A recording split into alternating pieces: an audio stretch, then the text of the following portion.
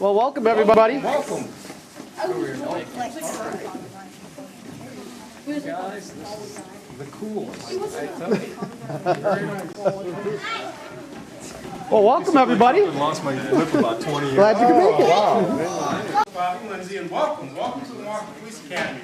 I'm really excited that you guys are here for a variety of reasons.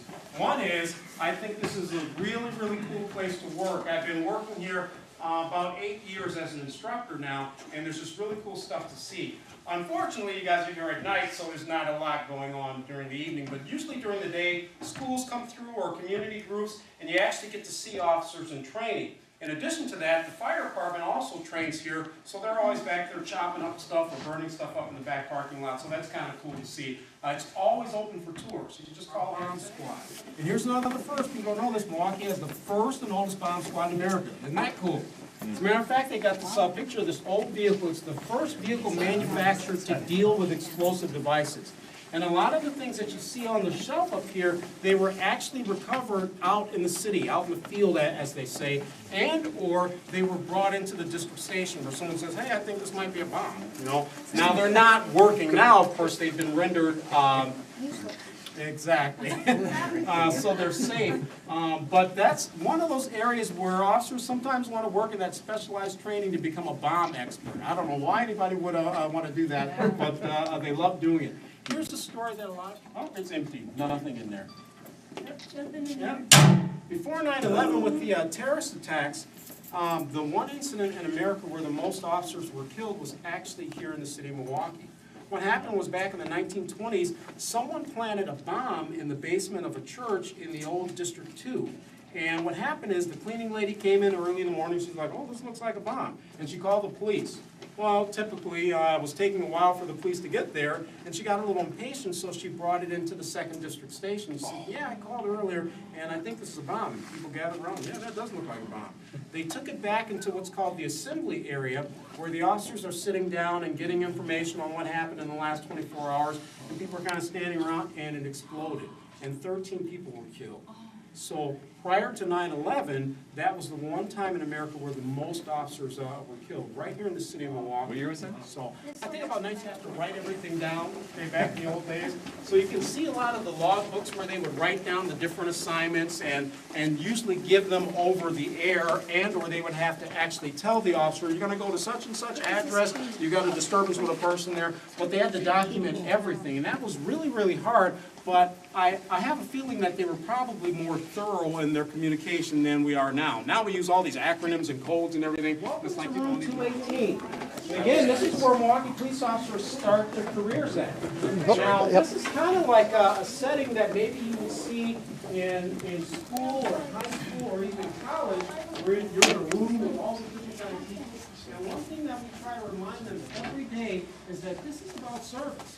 We entered this profession to learn about ourselves and about the people that we're going to be serving, but it's all about service. We tell them that when you begin to forget that this is about serving other people, you are on the wrong path. You're on the wrong path towards something that's unearned. And I was in the first scenario training room that we had here. It had a bar and a jukebox and all kinds of machines and everything. And people would ask, hey, is there any drinking that goes on in there? And I used to tell people, no, there's no drinking. This is the academy. But then I forgot there actually is one time that there is a lot of drinking that goes on. The recruits actually have to recruit one of their family members or friend, 21 and older, that comes in and the department buys whatever they want to drink, and for like 5 hours they just drink and they have a big party, and then they come out in the hallway and they do the guinea pig testing. That's what you saw in the video. They're actually doing all that stuff and having a lot of wine. So that's the one time. I was just going to say, where do you sign up? Well, you have to set up your daughter to be in the academy. That's my office in there.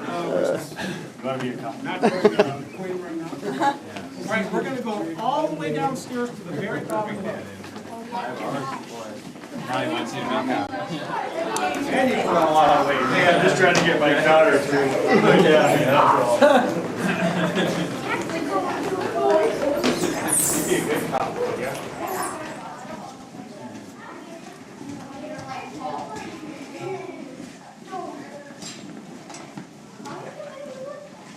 Right, so this is our weight training area, and as you can imagine, physical fitness is a big part of being a law enforcement officer. or at least it should be. The recruits, they have to go through a very rigorous physical fitness training program here for obvious reasons. We tell them that, you know, we call it Range Rover because our firearms range is here. And again, the whole concept with this building being a city, one of the things that we do in physical fitness is the recruits do a lot of running through the building, chasing each other, and they actually are chasing, simulating that they're in a foot pursuit. So sometimes they'll be chasing each other and they've got to call out direction of travel, description. He's a black male, he's northbound on Range Road, he's turning west on. So that's what they have to get used to doing when they get out on the street. So we start that concept here. What we're going to do is we're going to go like this. Those are the guys that are on the other end. Daddy, look what I found. Somebody shoot blazers. Cheap guys. About 4 years ago, they completely renovated our firearms shooting range, and it's one of the best in the Midwest, if not in the country. Not only do we train Milwaukee police officers here, but other agencies come. Brookfield, the FBI comes here to train. It's got a lot of really high-tech things going on. A lot of what they do is done by computer with the instructors. In the back, you can see all that stuff. That's actually ground-up airplane tires. And in essence, all the rounds go into that. And about 2 or 3 times a year, a company comes in and sifts through all that and gets all the lead out, as they say, and then we can move on from there. There's also an exhaust system that's going on that sucks all of the air out when the officers are actually in their training. This is the basic setup that we have for the bay. As you can see, we've got 5 tracks, and these targets can be moved all the way, you know, forward and backwards. They can rotate in different directions. We use them, all right? Oh, sorry. Nathan, get in front. You gotta get in front of the big kids, Nathan. There you go. Kenneth, Mitchell, you guys come up front. Jake, put her in your pocket. Everyone together say, thank you, Officer Lindsay. Thank you, Officer Lindsay.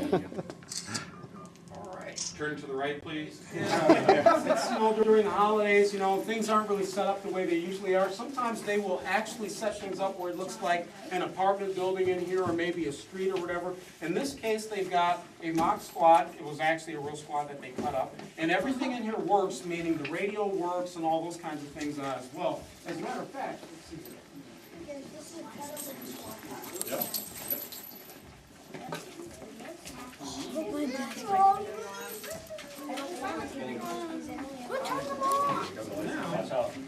Hey Rob, there's a switch right there. You see that? Yep. Put that on. Whoa.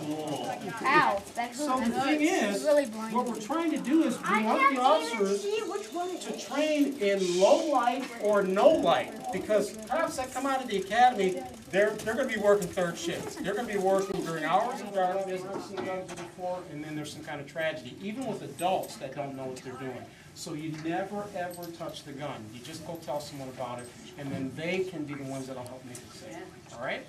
All right, let's check out the street scene of the academy, where we get to do a lot of interactive training in our scenario rooms. As I told you, we have a whole city down here. We have something called the apartment scene. We call it the apartment scene, but we can change it into anything. We can make it an office setting or whatever the case. And we actually get to do role-playing and hands-on training, which is very, very valuable to the officers. There's multiple levels of learning that are going on. Rather than just reading or listening, they actually get to do stuff, and it's an important part. So nothing that you're going to see in here is real. There's no running water or anything. It's just all fake, but it's great for us to be able to do hands-on training. And sometimes we get to get really interactive, where you have the guy in the red man suit with the pads and all that.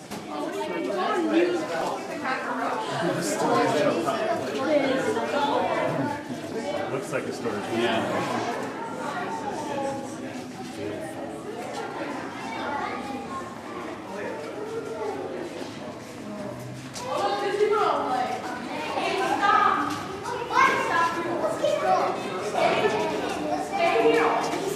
Go around and check things out.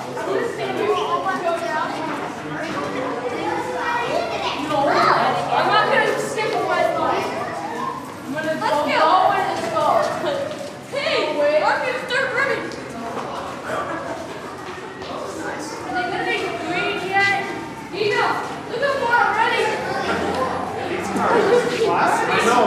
actually have some people that are buying some of the parts. I guarantee, yeah.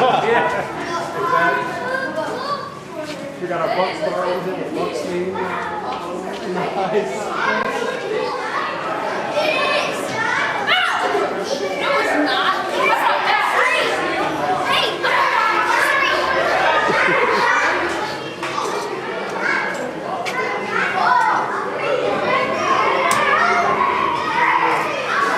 Does it work?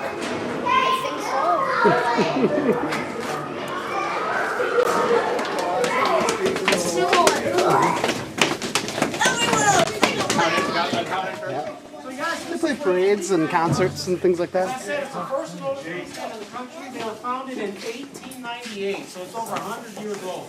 They got a concert band, a marching band, and a jazz band, and all kinds of really cool ensembles. That was great for me when I joined the department. I didn't even know they had a band. It's like, wow, I get to play my trumpet too, so it's been a great career so far. With that in mind, we'll take some final questions, then we'll head back over to the little theater and get you guys out of I here. have one. Do you get banned to this if you miss your notes? Yeah, you should. We actually used this in November. We had a concert at the Pabst Theater. Every year they have a free concert at the Pabst Theater. And we did a piece called Superheroes Are Us. And had little kids that were dressed up like the Joker and Batman and Superman. We played all this music to it, and they actually did a role play where they were, snatching someone's purse, and then the, superhero came in and tried to save the day, but they couldn't, and then the police showed up and saved the day. So it was really cool. So, but that's what they used that for. Now, do you guys want to get US Marine Corps as well as Oh, well, thank you very much.